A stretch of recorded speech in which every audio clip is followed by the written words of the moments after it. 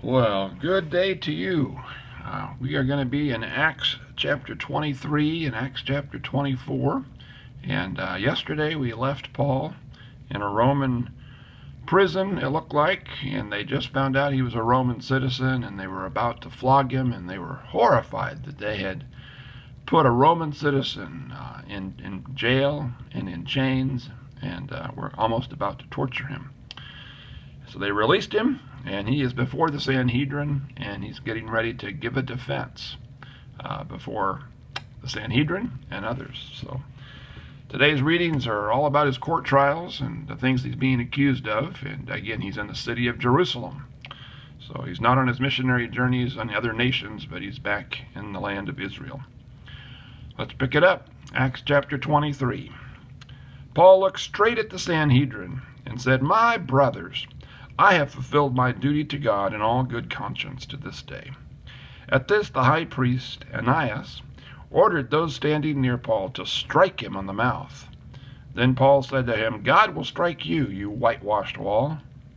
You sit there to judge me according to the law, yet you yourself violate the law by commanding that I be struck." Sounds like Paul didn't like getting hit. Those who were standing near Paul said, "How dare you insult God's high priest?" Paul replied, "Brothers, I did not realize that this was the high priest. For it is written, 'Do not speak evil against the ruler of your people.'" Then Paul, knowing that some of them were Sadducees and the others Pharisees, called out in the Sanhedrin, "My brothers, I am a Pharisee, descended from Pharisees. I stand on trial because of the hope of the resurrection of the dead."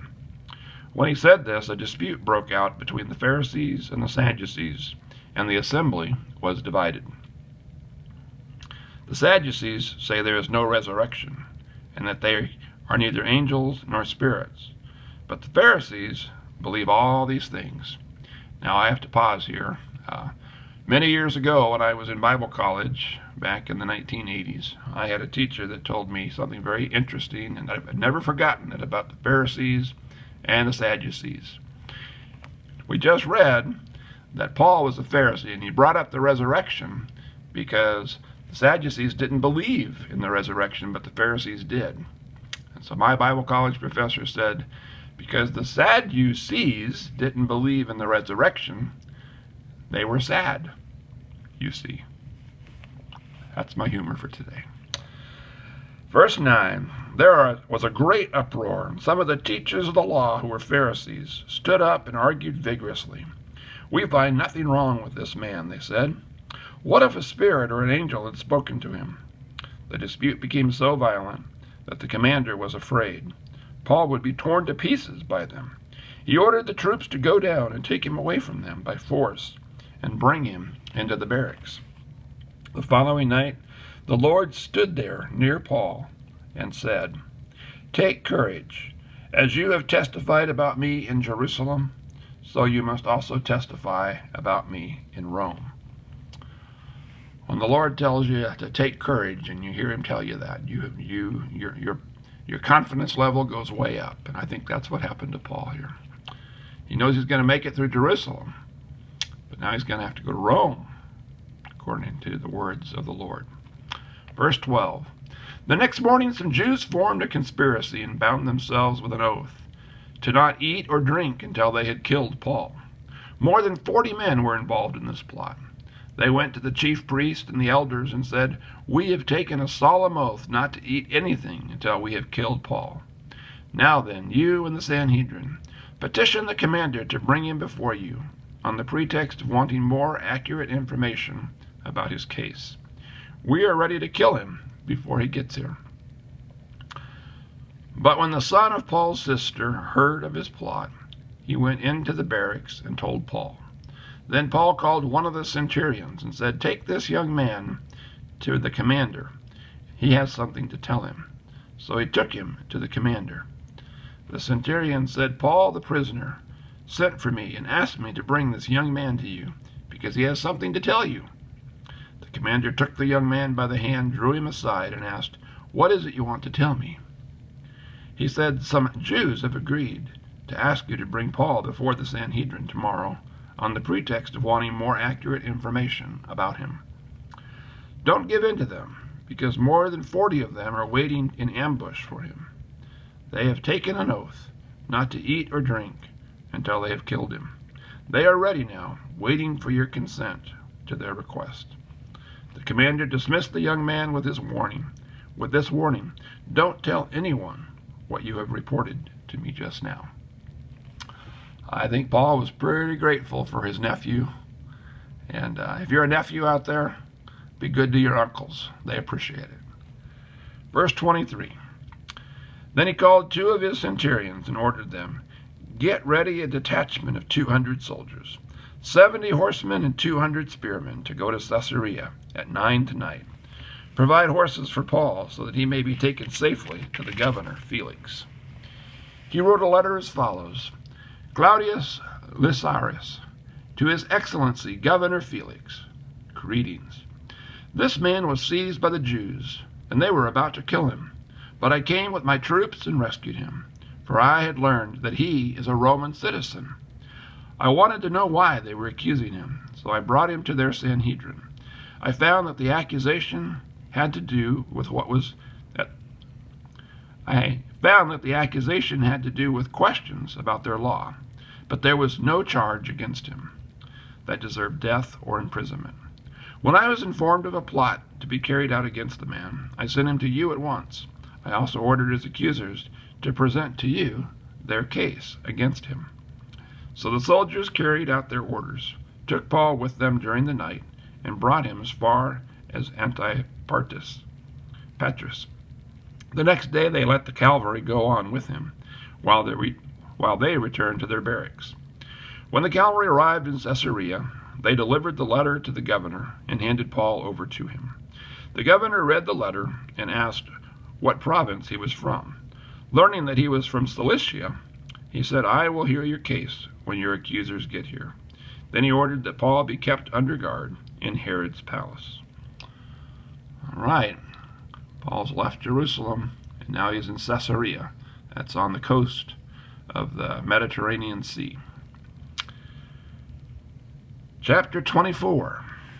5 days later, the high priest Ananias went down to Caesarea with some of the elders and a lawyer named Tertullus, and they brought their charges against Paul before the governor.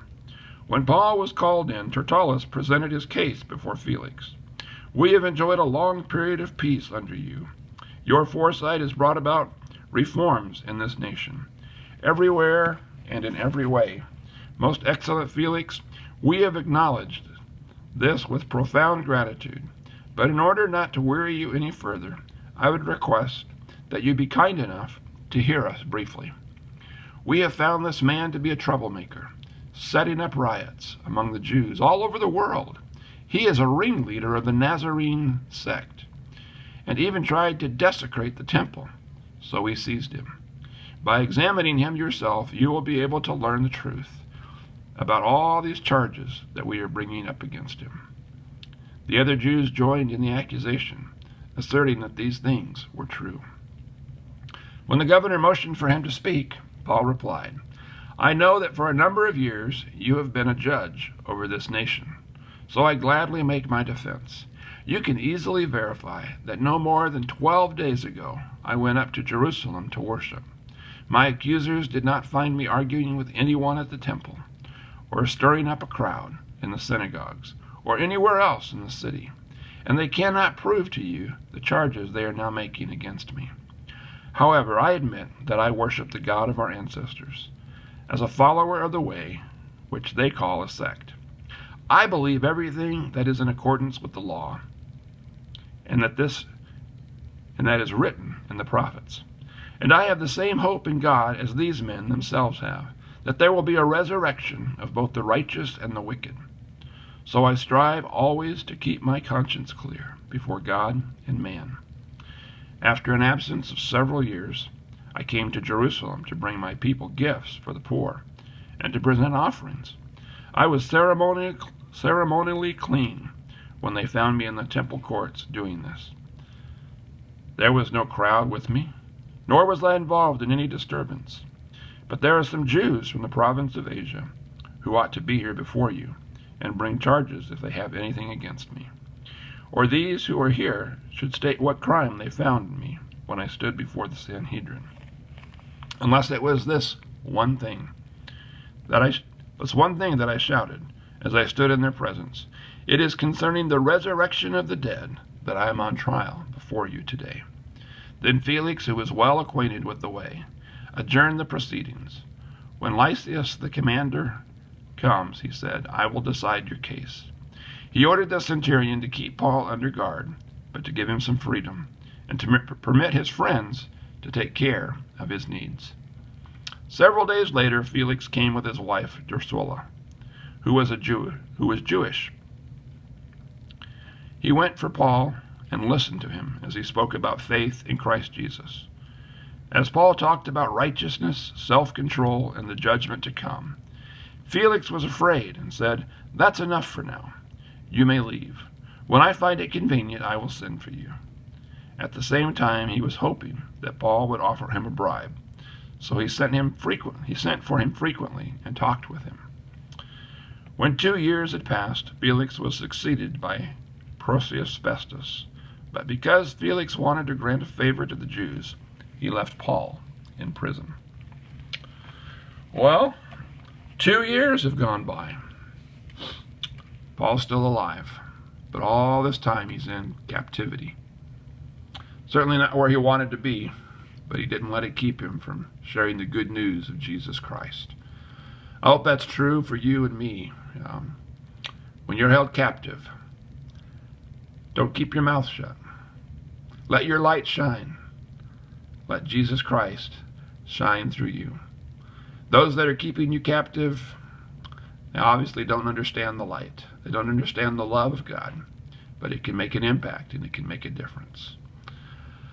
Well, God bless you, and we're going to be done with the book of Acts here in a few days, and we'll move on to another book of the Bible. So you pray for me that I know which book to go to next, and I'll be praying for you. Thank you for following with me today. God's blessings on you. Bye-bye.